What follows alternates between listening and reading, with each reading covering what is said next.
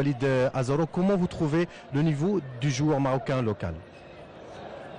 On peut s'apercevoir que techniquement, physiquement, il n'a rien à envier aux autres joueurs. Après, il faut qu'il progresse tactiquement, surtout dans notre façon de presser collectivement. Mais ça, c'est des petits ajustements qu'il faut faire et ils n'ont pas passé assez de temps avec nous pour encore bien assimiler la chose.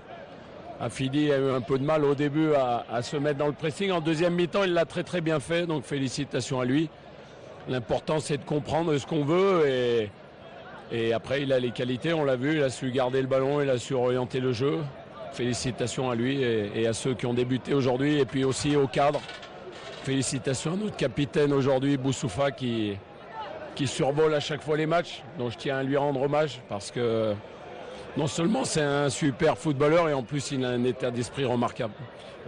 On dit que le maillon faible de l'équipe nationale, c'est la finition. On n'a pas de finisseur.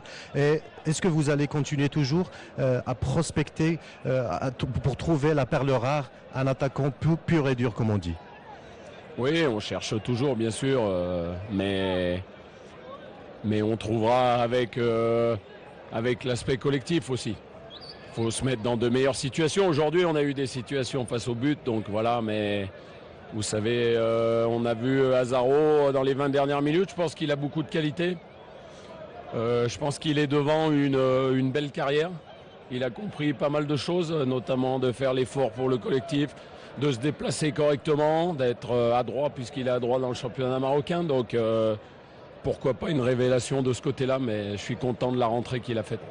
Dernière question, dernier commentaire sur la retraite provisoire du capitaine de l'équipe nationale, Mehdi Benatia. Je le regrette bien sûr parce qu'on a passé une Coupe d'Afrique ensemble et il a été un capitaine remarquable.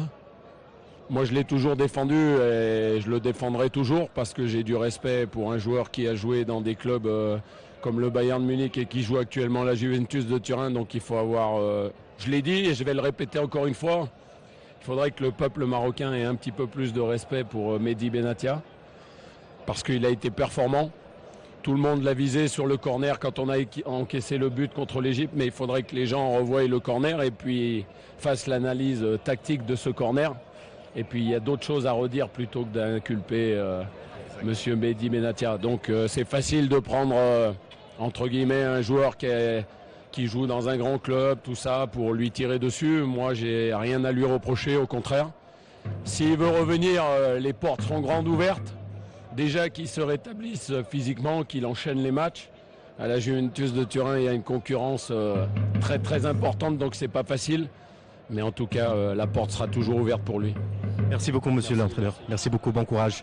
يحضر معي كذلك مدرب المنتخب التونسي نسور قنطاج السيد أوري كاسبرزاك.